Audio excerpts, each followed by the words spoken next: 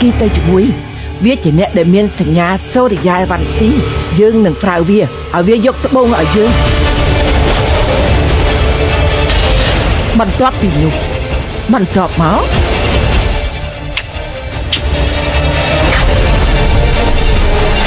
ឲ្យតែវិក្រាមដឹងខ្លួនវិញហើយអាចប្រាប់យើងថាពស់នោះជាអ្នកណាការងារអីក៏ត្រូវចោះយើងនឹងសម្លាប់ពស់នោះ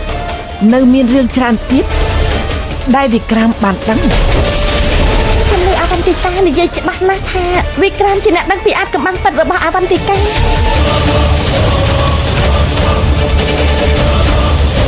ស៊ីវ៉ាន់គី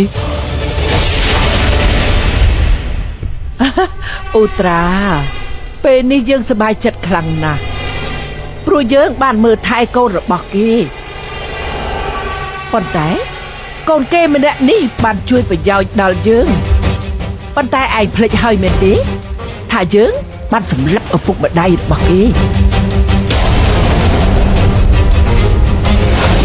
ទេឡែកខ្ញុំទៅខ្ញុំសូមវល់សូមដោះលែងគ្រួសារខ្ញុំទៅខ្ញុំសូមវល់ដោះលែងទៅ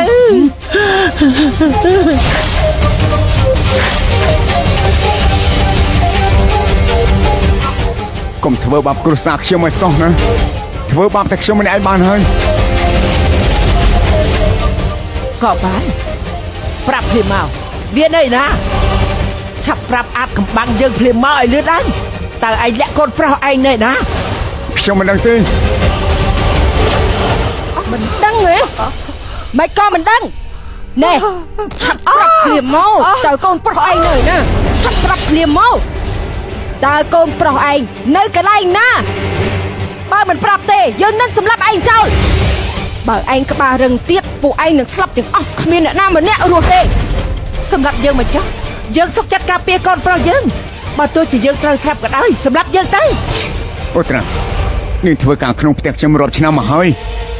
ហេតុអីបានជានាងទៅជួយអ្នកដទៃធ្វើចឹងដើម្បីអីទៅអូប្រាប់ភ្លាមមកដេកកូននៅណាបើឯងមិនប្រាប់ទេប្រពន្ធរបស់ឯងនឹងត្រូវស្លាប់សម្រាប់យើងមកយើងមកប្រាប់ទេអូ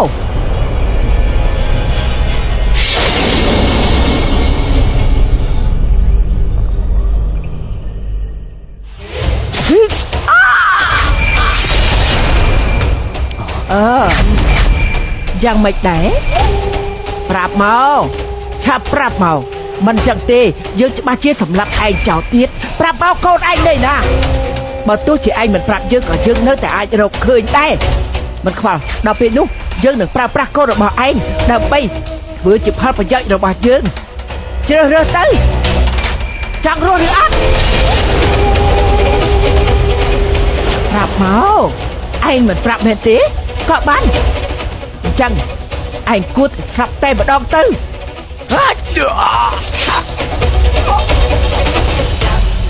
រួចហើយពួកយើងត្រូវយកវាដាក់ចូលក្នុងឡាំងរួចហើយទម្លាក់ចោលពីលើភ្នំគឺធ្វើនៅក្បែរភ្នំរាជវាំងប៉ាន់មេតែម្ដងយើងធ្វើដូច្នេះគ្រប់គ្នាច្បាស់ជាគិតថាពួកវាជួបគ្រោះថ្នាក់ដល់ពេលនោះពួកយើងគ្មានកំហុសអ្វីទាំងអស់រួចហើយយើងស្វែងរកកូនប្រុសរបស់វាឯងយល់ទេចា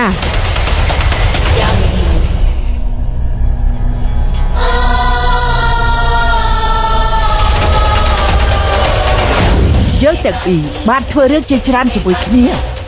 ដើម្បីសម្រេចគោលបំណងរបស់ពួកយើងបានបំផ្លាញអស់ជាច្រើន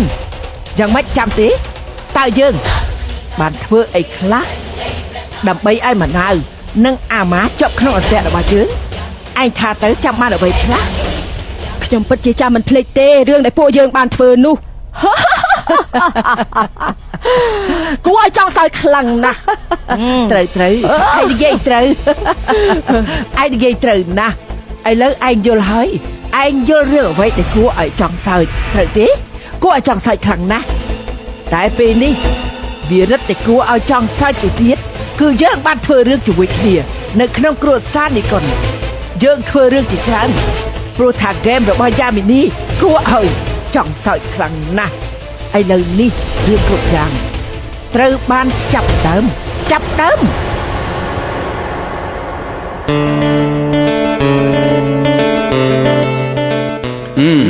កំពុងអានតាមមើលទៅនាងកំពុងតែជក់ចិត្តហើយ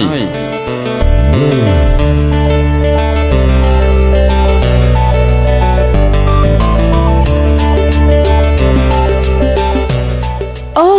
សុំទោសដែលខ្ញុំមិនបានឃើញលោកអូមិនអីទេខ្ញុំគិតថាសិភៅប្រឡោមលោកគឺច្បាស់ជាល្អមើលហើយ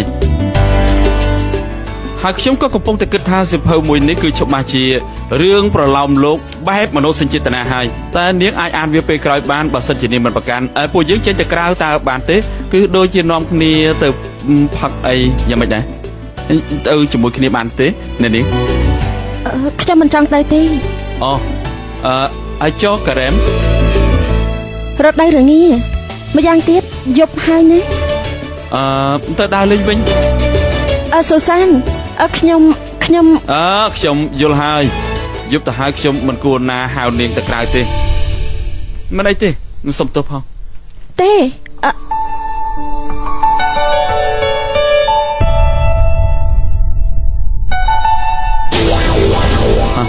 បងថ្លៃខ្ញុំទុកនាងដូចជាបងប្អូនអញ្ចឹងនិយាយស្អីហ្នឹងខ្ញុំបានឮរឿងរបស់ឯងរួចហើយតែអត់មានអីទេពីព្រោះថារឿងស្នេហារបស់ខ្ញុំគឺត្រូវបានបញ្ចប់មុននេះទៅហើយរឿងស្នេហាអញ្ចឹងបានន័យថាឯងដូចស្រឡាញ់កោតាមីមែនទេអត់ទេបងថ្លៃខ្ញុំគ្រាន់តែចូលចិត្តនាងខ្លាំងប៉ុណ្ណោះប៉ុន្តែនេះគឺជារឿងតែម្ខាងប្រហែលជានាងមិនចូលចិត្តខ្ញុំទេខ្ញុំប្រាប់រឿងមួយទៅចាស់មនុស្សស្រីទាំងអស់មិនដូចគ្នាទេបើសិនជាឯងចូលចិត្តកោតាមីមែនគួរតែស្វែងយល់អ្វីដែលនាងចូលចិត្តនៅអ្វីដែលនាងមិនចូលចិត្តនេះគឺជារឿងសំខាន់បំផុតនៅមានទៀតលើក្រោយកុំបបួលនាងផឹកទៀតព្រោះនាងមិនចូលចិត្តផឹកទេសុំទោសខ្ញុំគ្រាន់តែគិតថាគិតស្អីហ្នឹងបានហើយនេះគ្រាន់តែជាស្នេហាម្ដងអាសន្នប៉ុណ្ណោះដូច្នេះបំភ្លេចវាចោលទៅកុំបំផ្លាញពេលវេលាខ្លួនឯងនិងអ្នកដទៃអីបំភ្លេចទៅតាមខ្យល់ទៅហើយមិនមែនទេបងថ្លៃនេះគឺជាការពិតស្នេហាគឺពិតជាមានអត្ថន័យណាស់មិនមែនបណ្ដោះអាសន្នទេគឺវាមានជារៀងរហូតដល់ពេលឯងមានស្នេហាហើយបើសិនជាឯងកំពុងតែមានស្នេហានោះពេលមិនក៏ឯងមិនសួរយកបទពិសោធន៍ពីបងថ្លៃឯងទៅមែនហើយតែអត់មាននរណាចាប់អារម្មណ៍នឹងខ្ញុំតតែសោះមកពីគ្រប់គ្នាមិនយល់ពីខ្ញុំតែឯងដឹងទេយើងពិតជាយល់ពីអារម្មណ៍របស់ឯងខ្លាំងណាស់ព្រោះថាទៅមុខរបស់ឯងងាយទៅបង្ហាញខ្លាំងណាស់មែនណាខ្ញុំទៅវិញហើយខ្ញុំទៅហើយណាឈប់ទៅឈប់ណាឈប់និយាយចឹងអូនធ្វើជាមេដាកតាំងពីកាលណាមិនចាំបាច់មេដាកទេពួកគេចេះហើយមិនមែនទេក៏ប៉ុន្តែមុននេះបងឃើញហើយគឺអូនបងមិនតាន់បានឃើញនៅឡើយទេដូច្នេះចាំមើលសិនទៅថាខ្ញុំនឹងធ្វើអ្វីទៀតដល់ពេលនោះចាំយើងនិយាយគ្នាទៀតណាលោកនេះកិន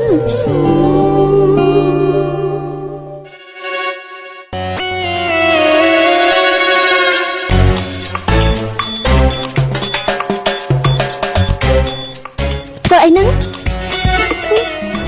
ប្រាប់គ្នាមកដល់ពេលនេះទៅហើយមិនក៏មិនព្រមមានស្នេហានឹងគេថាម៉េចមិនក៏មិនចាញ់ក្រៅដើរជាមួយមិត្តភក្តិទៅញ៉ាំអាហារពេលល្ងាចឬក៏ទៅមើលកុនទៅគិតតែពីអានសភៅទាំងយប់ទាំងថ្ងៃមិនក៏ឯងនិយាយអញ្ចឹងហ៎ស៊ូសានជាមនុស្សល្អគេចង់នាំឯងទៅក្រៅដើរលេងនោះគេសុំឯងទៅញ៉ាំការ៉េមមិនក៏ឯងបដិសេធមិនខ្លាចគេអន់ចិត្តទេស៊ីបានគីឯងក៏ដឹងហើយថាគឺគេដឹងតាឯងធ្លាប់ជួបរឿងលំបាកជាច្រើនតែពួកយើងខុសគ្នាខ្ញុំបាត់បង់មនុស្សជាទីស្រឡាញ់មនុស្សដែលជួបប្រទះនឹងបញ្ហាដូចខ្ញុំនេះពិតជាពិបាកខ្លាំងណាស់នេះមិនមែនជាកំហុសឯងទេមានថ្ងៃនេះបងមិនចង់ស្គប់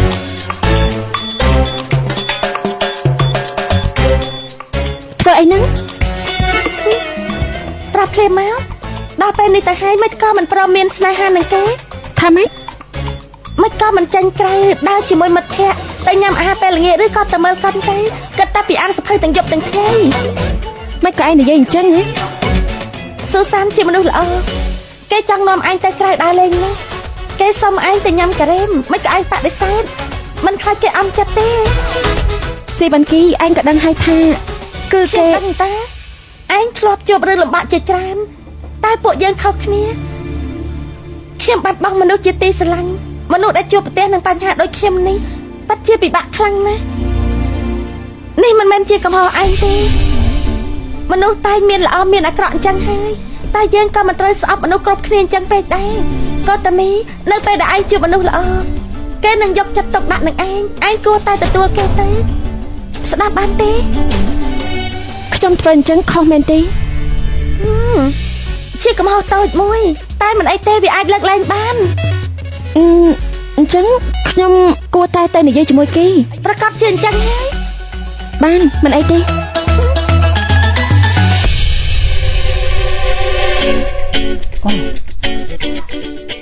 មិនគួរជឿសោះអូនធ្វើបានដោយរបៀបណាទៅអស្ចារ្យណាស់អ្នកស្រីនេះកូនពេលនេះប្រពន្ធរបស់បងខ្លាយទៅជាមេនដើកហើយប្រាប់បងមកមើលតើអូនធ្លាប់ជួយគូកងឲ្យគេបានប្រមាណគូហើយបានជាជំនាញម្ល៉េះបងចូលដឹកកុំវាយបងតើប្រមាណនេះហើយដល់គេបានជាប់ផ្ទះរបស់អូនអូនប្រាប់មក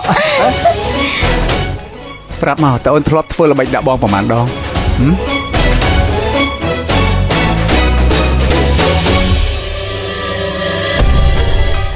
្ទើរតែផ្លេចរឿងត្រូវធ្វើថ្ងៃស្អែកទៅហើយ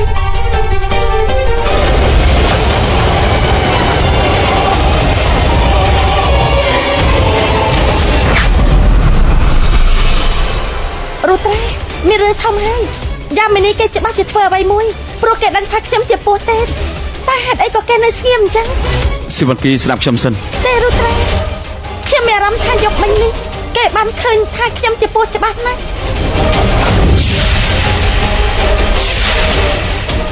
ឯងស៊ីវ៉ាន់គីកុំគិតច្រើនពេកយ៉ាមីនីនិយាយស្អីខ្លះគេบอกខ្ញុំប្រាប់ថាស្អែកនេះនឹងនាំទៅកន្លែងមួយ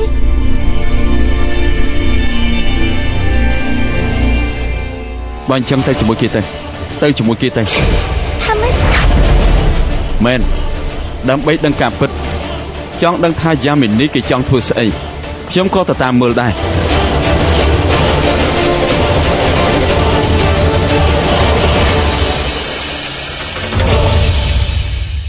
គេថាសត្វវាស្មោះត្រង់ខ្លាំងណាស់តែយ៉ាងណាក៏ខ្ញុំមិនទុកចិត្តនាងឃ្មុំនិងនាងពស់ខ្មៅនោះខ្លាំងពេកដែរគ្រាន់តែ